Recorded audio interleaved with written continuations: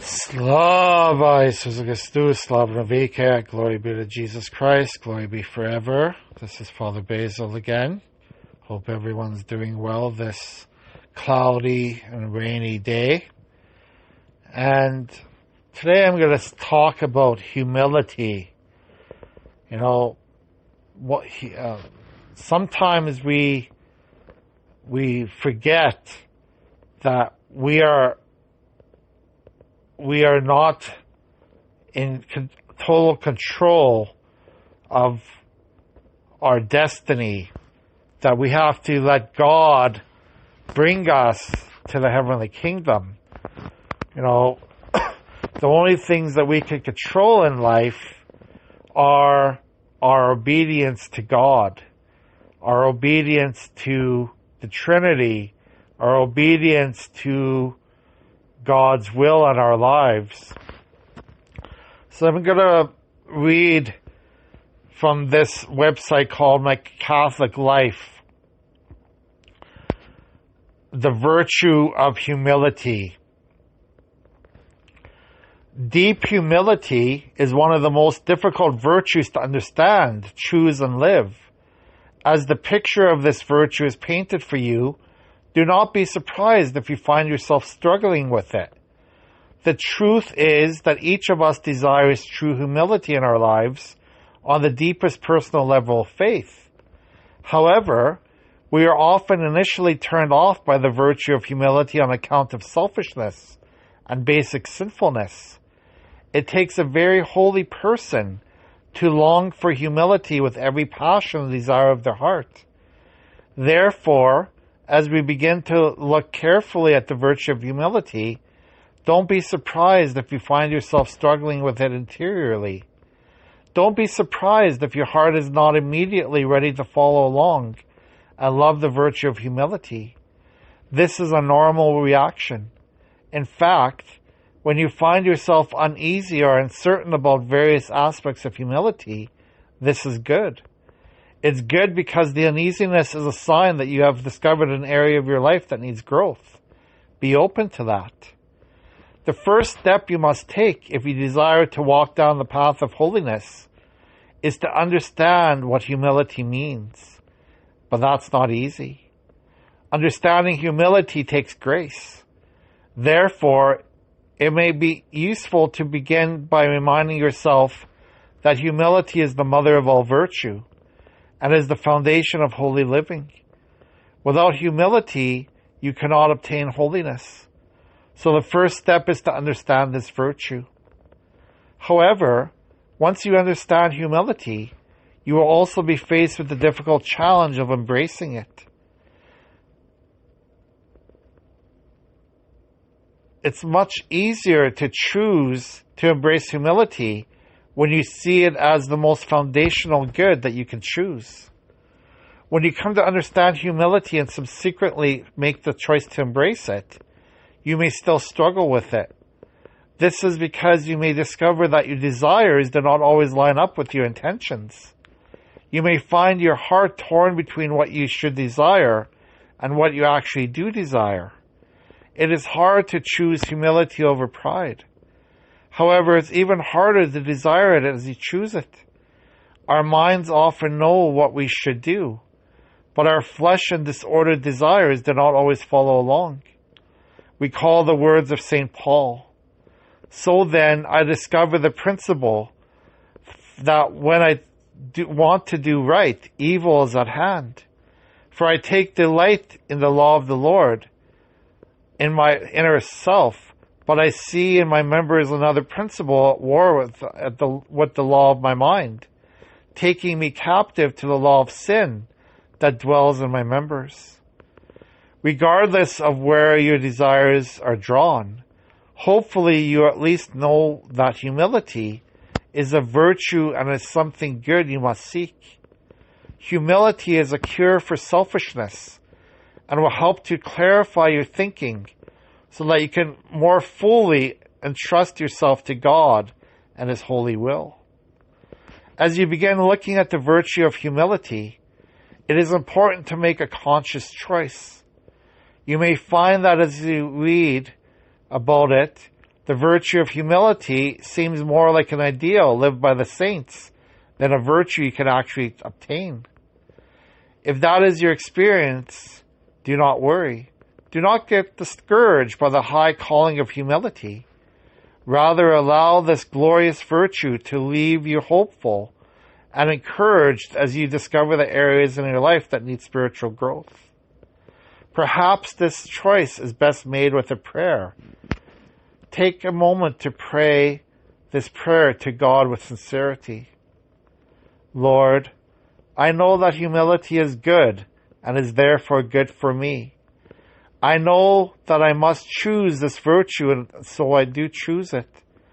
Please help my mind, heart, will, emotions, and my entire being be open to the beauty of this glorious gift. Help me to become convinced with every fiber of my being that humility is the foundation for a life of holiness and happiness. Soften my heart, purify my desires, and bring light to my mind, dear Lord. Give me the grace I need to choose to embrace the glorious gift of humility. Jesus, I trust in you. So how do you obtain humility? This is a very fundamental question to answer. If you are willing to pray the prayer for the embrace of humility with sincerity and are willing to begin the path of humility, then it is essential that a clear picture of this virtue be painted. Humility is the first and most important step towards a life of holiness. It is foundation of all virtue. St. Augustine said in one of his letters, the way to Christ is first through humility, second through humility, third through humility. He also said it was pride that changed angels into devils. It is humility that makes men as angels. St. Thomas Aquinas defines it as this way. Humility means seeing ourselves as God sees us, knowing every good that we have comes from Him as a pure gift. It is pride more than anything that tempts us to see ourselves through the eyes of the world and through the lens of others' opinions. If you want to see yourself in the light of truth, you must humbly seek to see yourself only as God sees you. His understanding of your soul is all that matters. One helpful way to discover the meaning of humility is through a powerful prayer, the Litany of Humility. This prayer is first published in the Handbook of Prayers in 1986 and was attributed to Raphael Cardinal Merry d'Auvel, the Cardinal of State of the Holy See under Pope St. Pius X. The rest of this chapter will focus upon this litany, carefully reflecting upon every line. By carefully looking at this litany, you will be invited to understand this virtue in a very practical way, so as to more easily enable you to choose it. This is the Litany of Humility. O Jesus, meek and humble of heart, hear me. From the desire of being esteemed, deliver me, Jesus. From the desire of being loved, deliver me, Jesus. From the desire of being extolled, deliver me, Jesus. From the desire of being honored, deliver me, Jesus. From the desire of being praised, deliver me, Jesus. From the desire of being preferred to others, deliver me, Jesus. From the desire of being consulted, deliver me, Jesus. From the desire of being approved, deliver me, Jesus. From the fear of being humiliated, deliver me, Jesus. From the fear of being despised, deliver me, Jesus. From the fear of suffering rebukes, deliver me, Jesus. From the fear of being calumniated, deliver me, Jesus. From the fear of being forgotten, deliver me, Jesus. From the fear of being ridiculed, deliver me, Jesus. From the fear of being wronged, deliver me, Jesus. From the fear of being suspected, deliver me, Jesus. That others may be loved more than I, Jesus, grant me the grace to desire it. That others may be esteemed more than I, Jesus, grant me the grace to desire it. That in the opinion of the world others may increase and I may decrease, Jesus, grant me the grace to desire it. That others may be chosen and I set aside, Jesus, grant me the grace to desire it. That others may be praised and I unnoticed, Jesus, grant me the grace to desire it. That others may be preferred to me in everything, Jesus, grant me the grace to desire it. That others may become holier than I, provided that I may come as holy as I should, Jesus, grant me the grace to desire it. Anyone who sincerely prays this prayer will be struck by its power and challenged by its content. Humility is no easy task. It is not something you can simply decide to do one day and accomplish the next. True humility requires great surrender and detachment in life. In addition, it requires much grace. This litany reveals three essential attributes of humility. First, you must be purified of selfish desires. Second, you must be purified of selfish fears. And third, selfish desires must increase. Selfless desires must increase in your heart. If you are willing to allow your desires and fears to become transformed by God, you will begin to discover a new freedom from the subtle tendencies of selfishness. The journey may be challenging, but the rewards are glorious. So first, purification of selfish desires. Do you desire to be esteemed, loved, extolled, honored, praised, preferred to others, consulted and approved? Honestly, unless you're already a saint, you will most likely discover that these selfish desires are alive in your heart. In fact, most people may respond by saying, yes, I desire these good things. Why shouldn't I? Perhaps you even find yourself surprised that these desires are selfish at all. The above desires are seen by many as ideals to aim for, rather than as sins of pride to be avoided. However, how does God see them? What is the truth about these desires? Let us look at each one of them to paint a picture of humility. If one or more of these of the sections that follow especially affects you, listen to it more than once and spend time with it before moving on. From the desire of being esteemed, deliver me, Jesus. Within our secular world, growing in the esteem of others is often seen as a key to success and advancement in numerous ways. Gaining status and recognition produces prestige and notoriety. It means you have earned people's respect and admiration for what you have done or who you are. So what is wrong with this? The answer is in the desire, not the fact of being esteemed. In the business world, for example, striving to gain recognition to better market your product or services is quite common and necessary at times. However, there is a difference between working to achieve success within a business or other daily endeavors and taking your personal identity in that success or failure. Even the most successful person must strive for personal humility and the purification of his or her desires. Therefore, to make steps towards humility, the main areas to examine are your personal desires and your personal identity. For example, Saint Mother Teresa was highly esteemed by almost everyone, and that esteem opened the door for her to produce an abundance of good fruit through her Christian service. Her heart of radiant love and compassion shone so brightly that she was respected by Christians and non-Christians, by presidents and kings, by the poor and the rich, by saints and sinners. However, Mother Teresa was also exceptionally humble. One key to her humility was that she did not do what she did so as to gain the esteem of others. She was not trying to climb the ladder of social notoriety for selfish reasons or so as to feel as though she had personal value.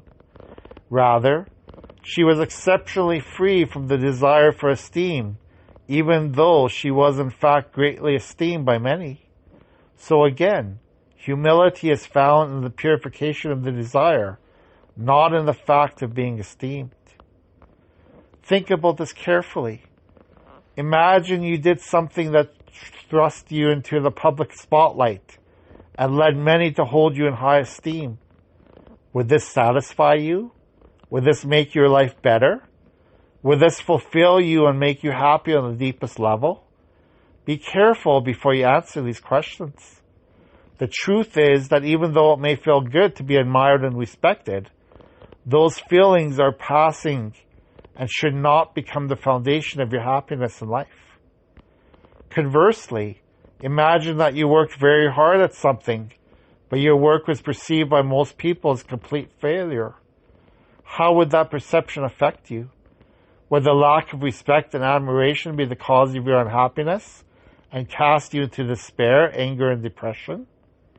Naturally speaking, our fallen human nature tends to care much about what others think of and say about us. However, what should concern us? The humble person cares little about whether another thinks highly of them.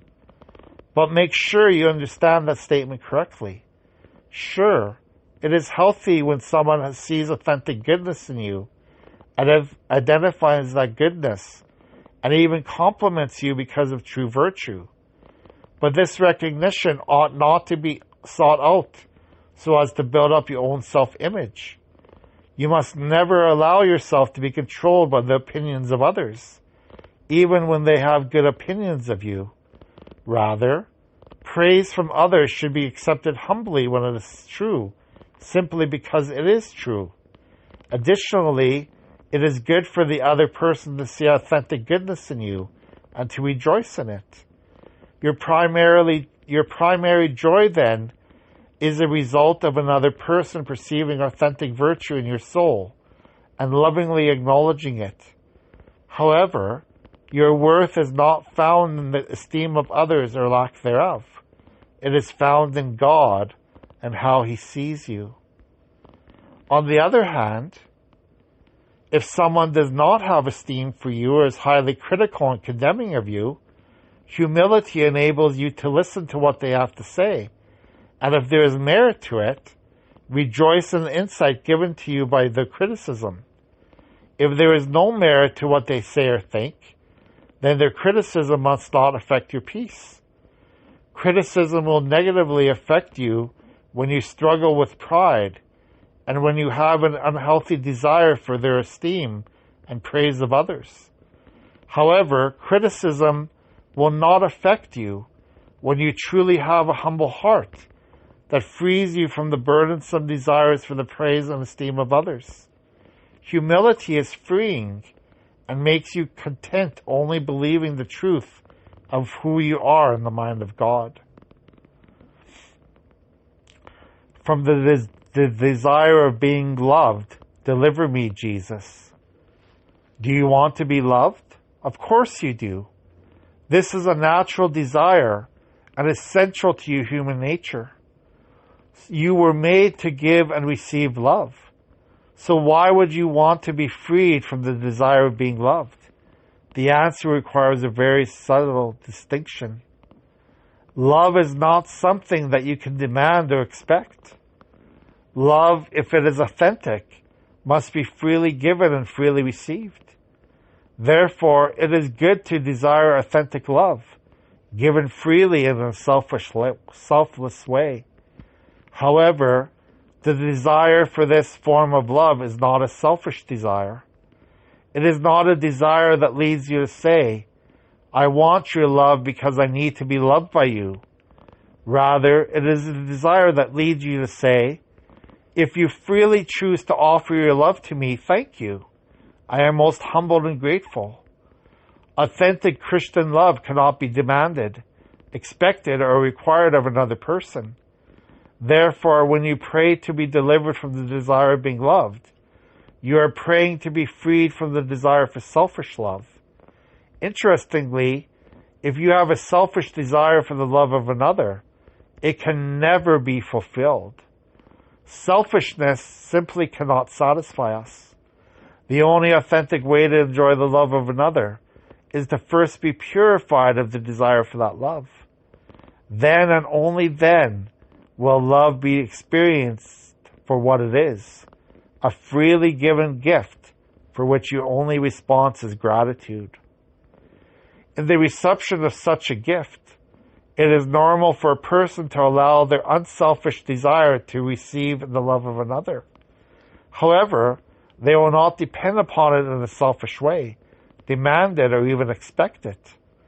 Even among spouses, there must remain a healthy detachment so that the other remains completely free from pressure to offer a true and pure love. Perhaps that is difficult to comprehend, but if you understand that true love must be freely given, then you will better understand that freedom from the desire for love actually helps to free others to offer you their love. Only when love is freely offered to you and not demanded by you, you will be in a position to open your whole being to another's gift of love, to receive another gift of love. Love that is freely offered to you by another will even consume and satisfy your healthy and holy desires. However, your desires will not attempt to demand this form of love from another. Instead, your desires will only rejoice in this form of love. From the desire of being extolled, honored, and praised, deliver me, Jesus. Similar to being esteemed are the desires of being extolled, honored, and praised. If you have these desires, then you desire more than the esteem of others. You also desire to have that esteem proclaimed in a public way. This reveals an even deeper attachment to the opinions of others. The person who desires to be extolled, honored, and praised struggles with taking their self-worth in the public image that is portrayed about them by others. One danger in this is that if this person is publicly criticized, it can become devastating to them. In addition, when they are praised and honored by others in a public way, they feel as though their value has increased. Sadly, by embracing these selfish desires, they become dependent upon the spoken opinions of others. That is a heavy burden to carry for the person because it leads to anxiety, fear, worry, anger, and the like. This selfish desire also leads a person to live on a very superficial level. It produces a disingenuous cover that is easily seen through by others, and it often produces a sincere disrespect that others secretly have of them. The praise that they may receive, or at the very least, the praise that they seek, is nothing more than mere public flattery and lacks a clear depth of truth. Nevertheless, as long as they are flattered, they are happy in a superficial way. The humble person is able to hear and accept the praise of others and rejoice in any truth that is spoken simply because what is spoken is authentic and is an act of love. They rejoice not because they are being publicly praised. Rather, they rejoice because they are being freely loved by another. In this case, their joy is more about the goodness of the other and the love that they share than it is about any compliments that they receive. Take the perfect example of our Blessed Mother. When she visited Elizabeth, Elizabeth cried out, "Most blessed are you among women, and blessed is the fruit of your womb." She went on to say, "Blessed are you who believed that what was spoken to you by the Lord would be fulfilled." Elizabeth proclaimed Mother Mary as blessed and offered her great praise. Our Blessed Mother, for her part, did not come to Elizabeth seeking this honor or seeking to be extolled by her. However, she did receive this praise since it was true. Humility rejoices in what is true, and then responds by offering all praise to God for that truth. Thus, our Blessed Mother's response to the praise of Elizabeth was a song of praise to God. My soul proclaims the greatness of the Lord. My spirit rejoices in God, my Savior. For he has looked upon his handmaid's lowliness. Behold, from now on, all ages call me blessed. From the desire of being preferred to others, Jesus, deliver me.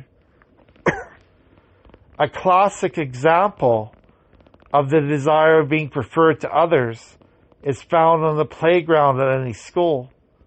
When kids organize a game and they begin to pick sides, almost every child desires that she be picked first. The longer one sits waiting to be picked, the more humiliated one feels. This is quite understandable, since children most often have not yet become free from selfishness. In fact, becoming free from selfishness, and in this case a selfish desire of wanting to be preferred to others, is part of the normal process of growing in maturity. Little by little, every child must strive to overcome the struggle of feeling excluded, rejected, less important, and the like. Each must work to rise above these self-image struggles and become free from them. This is part of growing in an authentic and healthy self-image. So it is with all of us. The humble truth is that it does not matter if others prefer you or not. There is one thing that matters. What does God think of you? This is the only measure that you should use to look at your life. With that said, it is important to gently confront all selfish tendencies you have. The question to ponder is this: why would I desire to be preferred to others? The answer is that the person who struggles with this desire has allowed him or herself to take their own self-worth in the preference of another. Therefore, they see themselves through the lens of the preference or rejection of another person. If they are preferred, then they feel happy and feel as though they have value. If they are not preferred, then they are sad and feel as though they have less value. Again, this is a false measure of one's value, and is something each person should humbly seek to avoid. Hopefully, putting it this way helps you to see the foolishness of such a tendency. Your value is not contingent upon the preference or rejection of another.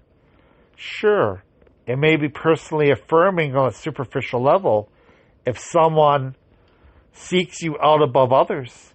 However, if this happens, it should not affect your self-image, nor should the opposite experience. Being preferred is fine, but basing your self-worth on it is not. The humble person, when sought out before others and when preferred to others, will look at this preference as a call to serve and give themselves more fully to those who choose them. They will discover in this act a humble duty to respond to the request of another for the good of the other. It will be seen as a duty of love and service. From the desire of being consulted, Jesus, deliver me. When another asks for your advice on a difficult topic, this can feel quite affirming. The humble person will encounter such a request as holy burden, in the sense that they feel the weight and responsibility to enter into the other person's life or struggle to help them sort things out. This act must be seen as a holy duty, and therefore as a burden, only insofar as it is a wonderful responsibility and must be embraced with understanding and care. This duty leads you to focus on the person seeking your counsel, not on the self-affirmation you may be tempted to feel by being consulted. On the other hand, just as the above-mentioned situation, If a person were to seek out and desire the act of being consulted for a reason such as feeling important, this would be an act of pride. In that case, the consultation becomes more of a selfish act than an act of love and care for the other. This is important to understand if you want your goal in life to be the authentic and humble care of others. It's good to be consulted if you can sincerely use that opportunity to give your mind, heart, compassion, and concern to the other. In this case, you must seek to be an instrument of the truth of God, as well as the mercy of God. However, the most important guiding principle is that your actions will be centered on the other, not on yourself. The consultation another seeks from you will result in an act of charity on your part, and both will benefit from this act. So I'm just going to stop there for today and read the rest of this on another podcast. So again, this is part of the virtue of humility. God bless you. Have a good day.